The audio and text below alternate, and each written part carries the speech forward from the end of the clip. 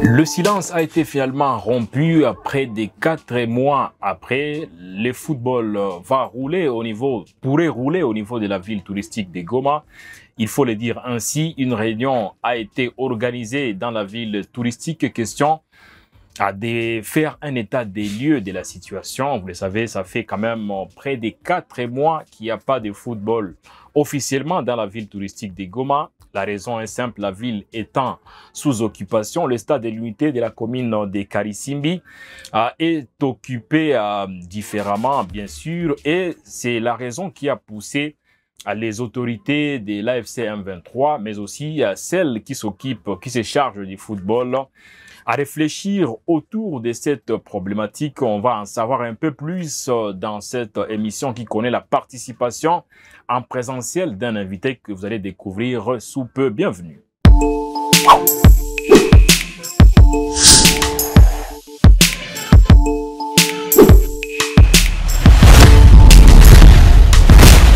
Et pour en débattre, je suis avec Jacques Kianga, analyste sportif basé en ville de Goma. Bonjour Jacques, je précise également qu'il est journaliste sportif œuvrant pour les comptes du média Goma Sportif. Bonjour et bienvenue.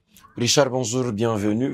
Bonjour Richard, je dis aussi merci déjà pour l'accueil et merci à tous ces internautes et téléspectateurs qui suivent cette émission chez Web Info. Merci à tout le monde. Il n'est pas que journaliste sportif œuvrant pour Goma Sportif, mais aussi un des initiateurs de ces médias à 100% sport de la ville de Goma, province du Nord Kivu également, même si ces médias vont même au-delà de la province du Nord Kivu, mais quand même, Jacques Kiang a été présent lors de la réunion organisée par l'entente urbaine de football de Goma, du moins le bureau de l'EFGO, qui a pu quand même appeler ces sociétaires. C'était le samedi dernier, le week-end dernier, et plusieurs points ont été évoqués, bien sûr, par les autorités de l'entente urbaine de football de Goma en présence des sociétaires. Là, on parle des clubs qui sont affiliés à cette entité. De quoi il s'est agi, bien sûr, pour cette réunion, Jacques? Déjà, c'est une réunion qui mettait aux prises les dirigeants de l'entente urbaine de football de Goma aux dirigeants de clubs affiliés à l'entente urbaine de football de Goma. Ça s'est passé le 12 avril 2023 au siège de l'EFGO. 2025 au siège de l'EFGO.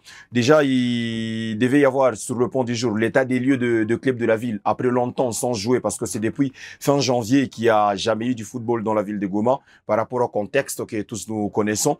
Il fallait aussi discuter par rapport à la reprise, comment est-ce que cela devait se passer.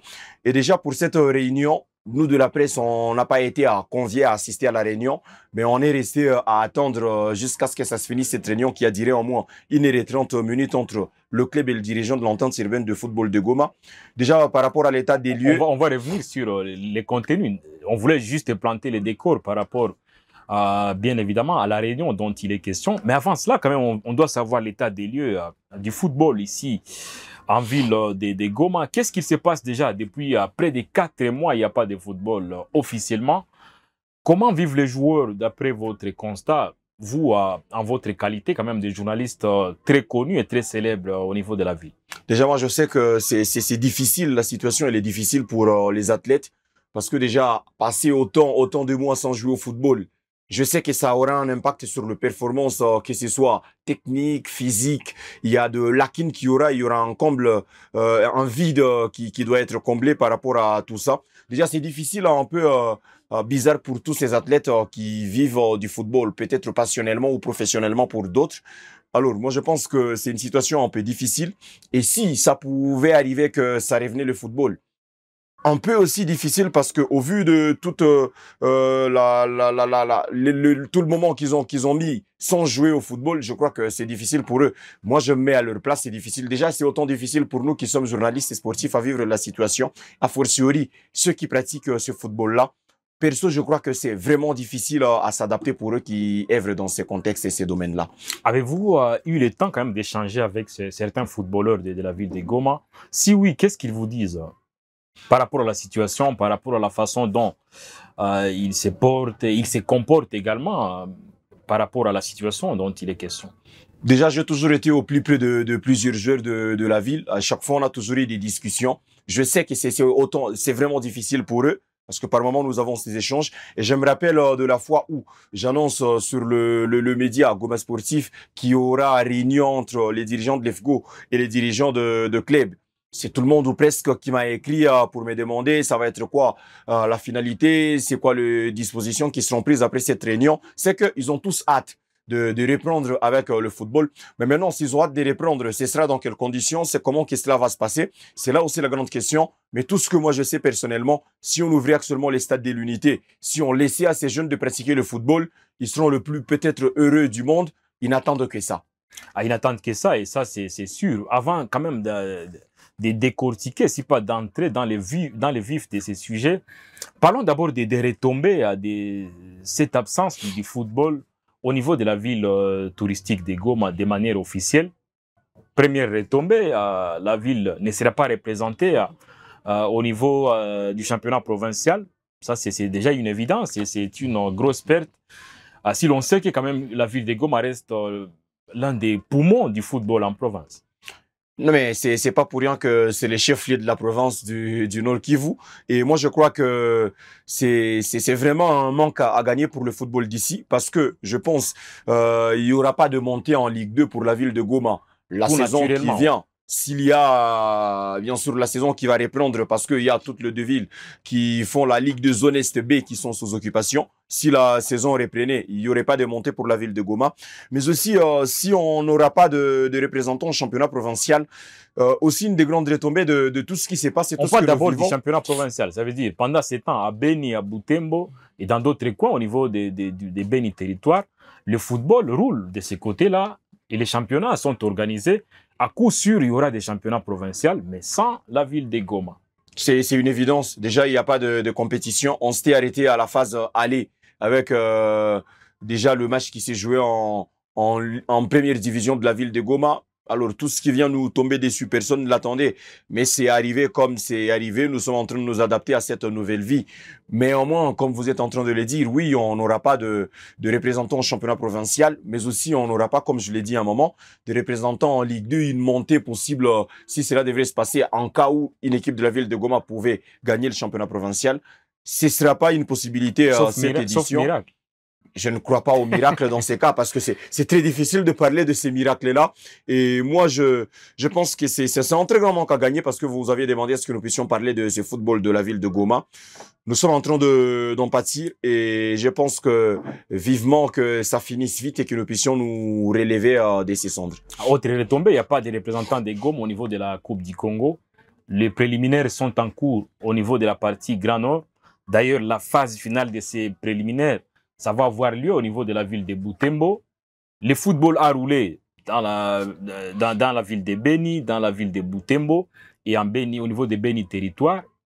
Mais il n'y avait pas de représentants de la ville de Goma. Il n'y en aura pas également pour la phase finale, ce qui est également un coup dur. Pas pour rien que dans cette réunion, ils ont voulu évoquer l'état des lieux des clubs parce qu'ils savent tout ce qui s'y passe et moi, je crois que je l'ai évoqué, c'est une désolation pour le football. Et ça veut dire que pour la Coupe du Congo, après Kabash en 2005, l'espoir de revoir une autre équipe équipe de Goma remporter la Coupe du Congo, il n'y en aura pas, c'est une chimère. C'est en train de s'envoler. Et bon, même si on allait aller en la Coupe du Congo, est-ce qu'on allait avoir une équipe qui allait gagner? Non, mais déjà, c'est une compétition. Mais nous nous arrêtons sur le fait que cette année, on n'aura pas de représentants de la ville de Goma au championnat provincial, de la ville de Goma en Coupe du Congo. Et tout ça, c'est une grande désolation pour tous ceux qui aiment le football. Le football est entre parenthèses actuellement et on espère qu'on pourrait ouvrir la parenthèse dans les jours qui viennent. Mais déjà, il faut dire que les dirigeants semblaient pourtant être un peu objectifs, pas un peu. On a senti quand même que les moyens ont été mis à la disposition des équipes. Ils ont cassé les tirelires, les dirigeants, malheureusement. Toutes les dépenses qui ont été effectuées tombent à l'eau. Cette année, on était sur une des très belles saisons à l'Entente urbaine de football de Goma. Personnellement, j'ai vécu tout le match de cette édition de l'Entente urbaine de football de Goma. Et je crois qu'on était sur un processus très bien. On allait avoir un championnat qui allait se disputer jusqu'à la fin parce que il y avait vraiment des équipes qui avaient à cœur de venir chercher cette consécration cette année, passant par le FC Gol, DC Espoir. Il y a l'équipe de Mwanga Zabe qui était là-bas. Il y a d'autres clubs, Goma Sport, l'équipe de Kivu United. On avait vraiment un casting de clubs qui voulaient se challenger cette année. Et on l'a vu aussi du niveau organisation. Certains présents ont sorti le moyen pour que cette édition de la compétition de l'EFGO puisse être une belle compétition par rapport à leurs équipes, par rapport à l'organisation qu'il y avait derrière. Mais tout ça, c'est en train de tomber à l'eau, comme vous êtes en train de le dire. On espère juste que le moment venu, ils sauront aussi être sur cette même lancée, permettre à ce que le football puisse avancer, parce que c'est un environnement que nous créons tous ensemble. Le média, nous avec Goma Sportif, on avait un projet qu'on était en train de mettre en place par rapport au couronnement de joueurs du mois de l'entente urbaine de football de Goma. C'était en cours, mais aussi entre parenthèses actuellement. Mais si on revient sur la compétition, c'était une des très belles compétitions que je vivais. Et attention, pour la première fois, j'étais convaincu de ce que je suivais sur le terrain. Et j'avais juste envie de dire à tout le monde de venir suivre le championnat local parce que c'était beau par rapport aux années précédentes. C'était beau comment? Il faut expliquer. C'était beau comment? Beau en termes de maillots portés par les équipes ou beau en termes de contenu proposé par les joueurs? Moi, je pense qu'en termes de contenu, cette année, ils ont un peu élevé le niveau, les équipes de l'entente urbaine de football de Goma. Par rapport à l'organisation, il y a certaines équipes qui ont revu leur ambition, certaines équipes qui ont revu leur structure. Et dans le fond, tu sentais qu'il y avait des équipes qui avaient de l'ambition cette année. Alors, quand il y a déjà le niveau des jeux qui essaie un peu de hausser, quand il y a des équipes qui viennent et qui semblent être de nouvelles équipes à battre, pendant qu'il y a d'autres, ça fait à ce qu'il y ait une vraie rivalité dans cette compétition de l'entente urbaine de football de Goma. Et à chaque moment qu'on était sur le terrain, on sentait que ces joueurs-là, ils avaient envie de venir faire un bras de fer sur les terrains de foot. Et ça, c'était pour le bonheur de tous ceux qui venaient comme spectateurs, mais aussi, comme je l'ai évoqué, quand il y a aussi une politique de médiatisation derrière, parce que c'est le processus dans lequel on était, quand il y a tout ça, tout ce package-là, le niveau du football qui essaie un peu de s'élever, il y a la structuration de certaines équipes, 2 ou 3 équipes qui ont voulu aussi hausser les ambitions, quand il y a aussi de médias qui viennent suivre de près le championnat local, c'était vraiment une compétition qui valait son pesant d'or cette édition. Et déjà, s'il faut se préfigurer l'après cet événement, l'après tout ce qu'il se passe plutôt ici en ville de Goma, est-ce que vous pensez qu'il y aurait un certain découragement pour les dirigeants, pour certains joueurs également, surtout les jeunes joueurs qui pourtant meurent d'envie de gravir des échelons? À coup sûr, ils sont frappés de plein fouet. Est-ce qu'il n'y aurait pas un certain découragement, surtout pour ces dirigeants-là, qui courent derrière quand même une place qualificative pour la Ligue 2, ça fait plusieurs années, et aussi pour ces joueurs qui veulent quand même aller rivaliser au niveau de la seconde division, au niveau de la RDC? Oh, découragement, oui, parce que c'est une situation que tout le monde n'attendait pas. Il y a des moyens qui ont été investis cette année peut-être pour que certains objectifs puissent être atteints. Mais dommage que ces objectifs-là ne pourront jamais être atteints par rapport à tout ce qu'il y a comme contexte autour de notre football. Je crois, oui, il y aura du découragement, mais aussi le football de la ville de Goma, j'ai comme impression, et ça je le dis sans vouloir beaucoup plus manquer de respect à personne et aller dans les excès, je crois que beaucoup de nos présidents, ils n'ont pas très grand chose à gagner autour. Ça a toujours été passionnellement qu'ils le font par rapport à nos équipes, par rapport à cette jeunesse de la ville de Goma. Et moi je pense que, je crois que cette passion pourra l'emporter sur du découragement qui pourrait y en avoir. Mais maintenant, il faut se poser des questions. Le joueur, quand ils reviennent, comment est-ce qu'ils seront? Parce qu'il y a de talents, oui, qui étaient sur une très bonne lancée, mais après tout ce temps, il n'y a pas des mesures d'accompagnement par rapport à ces athlètes-là. Pendant toute cette période, aucune séance d'entraînement pour plusieurs. Alors moi, je pense que ces fossés-là, est-ce qu'il ne pourra pas être préjudiciable à ce que nous avons ici comme talent?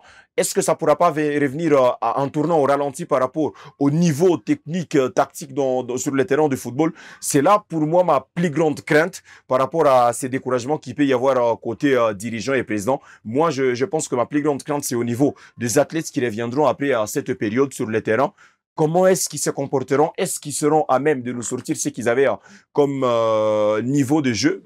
C'est là qu'il y a des interrogations beaucoup plus chez moi. On rappelle que consécutivement à la guerre qui a éclaté au niveau de la ville touristique de Goma. Il y a quand même aussi certains joueurs qui ont été touchés. On en a discuté à plusieurs reprises. On espère qu'ils pourront peut-être aussi se rétablir le plus vite possible et qu'ils pourraient peut-être aussi taper dans les ballons finalement. On a une grosse pensée à tous ces joueurs qui ont été touchés par des éclats lors de la guerre qui a éclaté au niveau de la ville touristique de Goma. C'est le cas de notre jeune, notre petit Sefou Ongala qui a été touché sous cette terre de Gaulle à Goma Academy of Lida. Et puis Anderson Dombilo également de Nyiragongo qui s'est rétabli enfin et il commence à retoucher le ballon. Donc c'est quand même des retombées, des conséquences. C'est parmi les conséquences de la guerre. Non, mais ça a toujours eu des dommages collatéraux, la guerre et ses affres. Déjà, vous avez cité Sefongala, qui était meilleur joueur moins de 15 ans de la province du Nord, qui vous touchait dans ces atrocités. Il y a aussi l'attaquant du FC Nyiragongo, Anderson Dombilo, que vous avez cité, qui était aussi touché à sa jambe. Et moi, je crois que si lui s'est rétabli, on doit prendre aussi des informations par rapport à Sefongala, qui se fait un peu perdre de radar. On va essayer de suivre ça de près. C'est presque tout le monde qui a été touché à différents seuils maintenant. Dans le football, on a eu des dommages. C'est Fou qui a été touché, Anderson qui a été touché. Nous souhaitons juste que ça se rétablisse vite du côté de ces deux athlètes et que nous puissions revenir dans l'ambiance football comme il y avait avant que tous ici n'arrivent. Je l'espère pour ces athlètes parce que c'était deux grands talents qui ont été touchés et pas que eux, parce qu'il y a aussi d'autres qui sont touchés. Comme je l'ai dit, à différents seuils. Aujourd'hui, quand il n'y a pas football, niveau performance, niveau peut-être vision et ambition, ça prend un coup pour ces jeunes et je crois que tout va se rétablir vite et que nous pourrons relancer ces activités sportives. À la réunion de samedi, parlons-en enfin. Déjà, l'idée d'organiser cette réunion, comment vous la trouvez? D'après nos informations, l'idée n'est pas venue forcément du bureau de l'entente urbaine de football de Goma, mais apparemment, ce serait une proposition des responsables de l'AFC 1-23 qui occupe la ville touristique de Goma. Apparemment, de ce côté-là, on pense que c'est le bon moment de relancer le football. Comment trouvez-vous l'idée, vous, dans votre peau de journaliste sportif? Nous avons été à cette réunion et moi, je pense déjà que par rapport à l'idée, le football est fédérateur, le football rassemble. Et moi, je pense que nos nouvelles autorités aussi, ils ont ça à la conscience et ils pensent que c'est important pour eux comme pour nous tous de relancer ces activités. Moi, je ne sais pas si je devais avoir un avis par rapport à ça parce que l'avis revient peut-être aux équipes qui vont participer. Nous, on est journalistes sportifs, on ne fait que voir ce qui se passe et vivre ce qui se passe. On attend ce qu'il y aura comme décision par rapport aux dirigeants de clubs et aux nouvelles autorités qui sont en place. Mais déjà, par rapport à cette réunion, si on en revenait aussi, Richard, j'ai eu à discuter avec un certain présent par rapport à l'état des lieux. Il y a le président de l'équipe de Goma Sport qui m'a dit, lui déjà, il a aucun mal à amener ses athlètes peut-être à jouer une possible compétition si on avait, ou un retour du championnat local si on devait parler du retour du championnat local. Mais au moins, il m'a dit déjà que pour son effectif, 95% des joueurs, ils sont pas de la ville de Goma et que 95% de son effectif peut-être est pas présent en ville. Comment est-ce qu'on va jouer cette compétition ou comment est-ce qu'on va reprendre la compétition? C'est ça qu'il m'a dit Aruna. Mais il croise les doigts espérant que son équipe peut-être pourrait participer avec aussi ces points-là où il n'y a pas beaucoup l'effectif. C'est les seuls que j'ai eu, mais au moins par rapport aux équipes. Dans cette réunion, il y avait 12 clubs de la ville de Goma, sociétaires de l'EFGO qui ont participé. Et par rapport aux 12, il y a 8 qui ont été d'accord que ça puisse reprendre les activités sportives et 4, bien sûr, qui sont rétractés parce que s'il y a 8 qui sont dits d'accord. C'est la majorité. Bien sûr, c'est la majorité. Mais là, il faut quand même revenir sur les contenus de cette réunion. Les informations à notre possession nous confirment que ce ne sera pas forcément la reprise du championnat local de football de Goma, mais plutôt un tournoi de foot qui est envisagé avec la participation des équipes de l'entente urbaine de football de Goma. Ce qui est sûr, pratiquement c'est difficile qu'il y ait reprise du championnat, quand même près de 4 mois après. Mais apparemment, les autorités de l'AFC 1-23 sont favorables à l'organisation d'un tournoi et aussi peut-être ce qui a été soulevé dans cette réunion et que les équipes auraient proposé, à ce qu'hormis les équipes de l'entente urbaine de football de Goma, qu'on puisse y rajouter également les équipes phares de la ville, les cas de l'ES Kabasha et du Daring Club Virunga. La grande question, c'est ça. Est-ce que les effectifs de toutes ces équipes sont ici? Parce que Kabacha Virunga... Là, déjà, vous parlez de 8 équipes qui sont favorables. Kabacha et Virunga, peut-être pourraient... Bon, c'est juste une proposition. C'est là aussi la grande question. Est-ce qu'ils ont les effectifs à disposition? Mais aussi, après, parce que j'ai eu certains dirigeants en coulisses après cette réunion qui me disent, ça demande aussi de remobiliser les troupes, remobiliser l'équipe.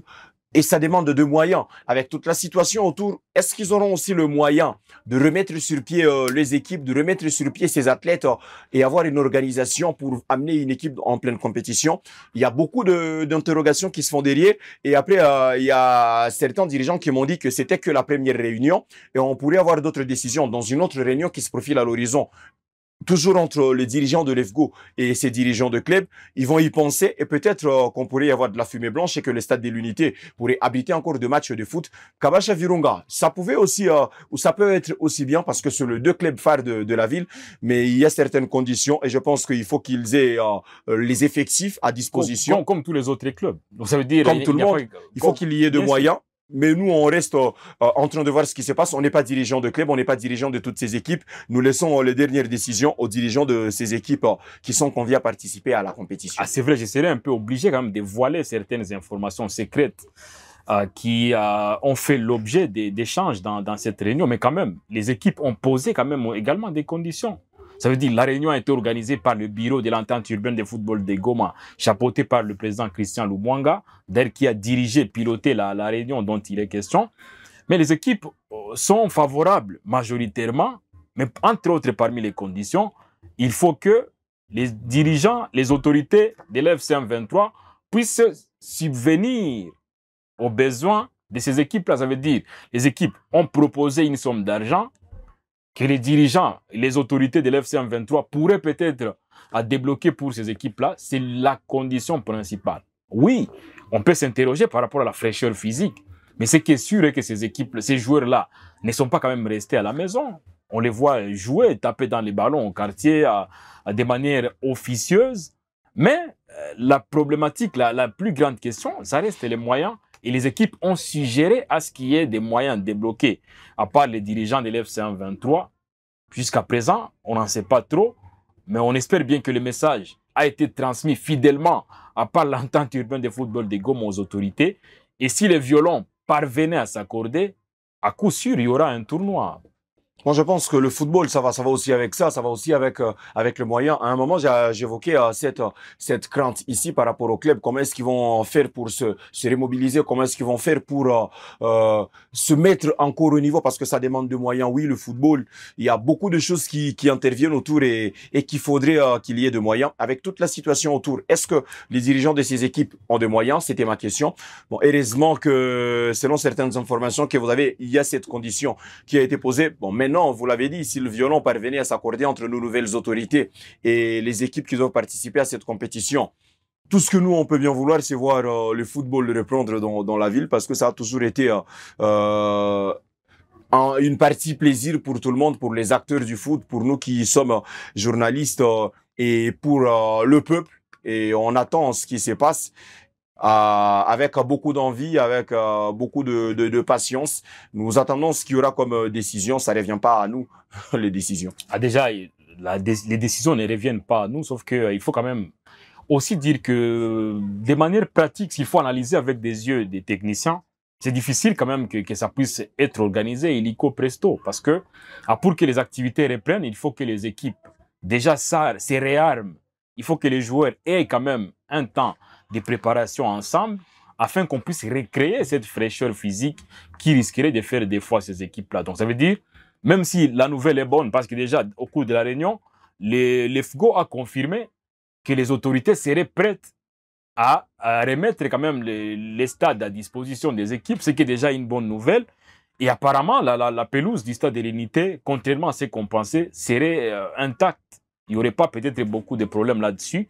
C'est déjà une bonne nouvelle, mais pour ça, quand même, il faudrait un peu de patience parce que les équipes doivent reprendre officiellement leur séance d'entraînement et recréer quand même cette fraîcheur physique qui risquerait de faire défaut. Wait and see, disent les Anglais.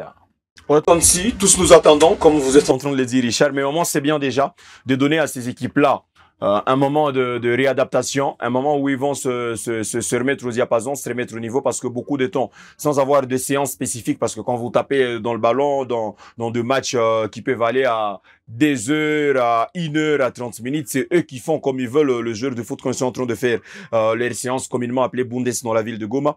Alors moi, je crois qu'il faudrait qu'il y ait des séances spécifiques avec des entraîneurs, avec des joueurs, des équipes qui vont participer à cette compétition. Si on parvenait à trouver cette solution qu'il devrait y avoir une compétition, déjà, c'est une des pistes de solution aussi. Laisser le temps à ces équipes de s'entraîner avant que la compétition ne reprenne.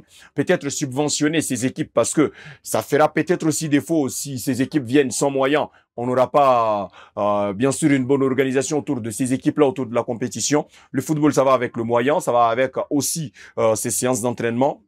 Et je crois que si toutes ces conditions sont réunies, on peut assister à cette renaissance du football après tout ce qui s'est passé autour de nous. Pour terminer, il faudrait soulever peut-être un inconvénient par rapport à l'éventuelle participation souhaitée des équipes populaires Kabasha et Virunga, entre guillemets. Je précise parce que très souvent, il y a toujours ces problèmes d'interprétation. Personne n'a dit ici que Kabasha et Virunga vont participer à cette compétition. Sauf que c'est une proposition qui a été soulevée au cours de la réunion. Ça, on est quitte, on est clair là-dessus. Sauf que peut-être il y aurait une inquiétude.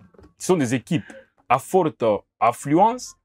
Est-ce dans un contexte qui est le nôtre? D'ailleurs, la question que je me pose, déjà, est-ce que les autorités de l'FCM 23 vont-elles accepter que ces équipes à forte affluence, très populaires, puissent participer à ces tournois, cette mini compétition entre guillemets, sachant que peut-être les conditions sécuritaires pourraient poser problème? Au stade, c'est tout le monde qui y accède.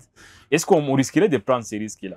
Tout ça, c'est cette question à soulever, je pense, dans ces genres de réunions qui sont en train de faire les autorités par rapport à cette possible compétition, par rapport à la reprise du football. Parce que quand il y a une grande masse, on n'arrive toujours pas à contrôler les émotions. La masse n'a pas d'âme, comme on le dit. Comme on le dit toujours, on n'arrive toujours pas à contrôler les émotions. Moi, je pense que autorité qui peut être là ou pas, s'il y a seulement un truc qui va pas pour un sens, ça peut aller dans tout le sens. C'est que le public sportif, lui, il a toujours été dans l'émotionnel.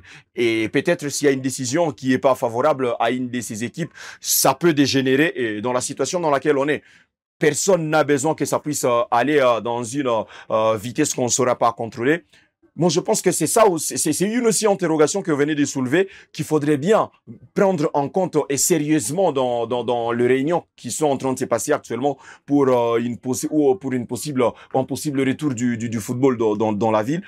Quand on y met des équipes à forte affluence, il faut aussi s'attendre ou peut-être mettre un dispositif sécuritaire, si c'est possible, mettre un dispositif sécuritaire autour par rapport au contrôle de tout ce qu'il y a autour du stade de l'unité, dans les alentours du stade, à la porte d'entrée. Il faudrait qu'il y ait vraiment un dispositif sécuritaire capable de rassurer tout ce monde qui viendrait suivre le football, parce que le football, je l'ai dit, ça unit, ça fédère. Il y a beaucoup de gens qui aiment venir suivre du football. Il y a aussi d'autres qui peuvent vouloir venir faire passer des messages là-dedans. Tout ça, c'est des choses à prendre en compte. Et moi, je crois que ça va nous aider à tous si on pensait à ces genres de questions dans tout ce qu'on est en train d'avoir comme processus pour les retours du football. Le football qui reste un vecteur de paix, de cohésion et de tout ce qu'il y a comme valeur autour de la paix. Je pense que c'est ce que disait d'ailleurs Nelson Mandela par le passé.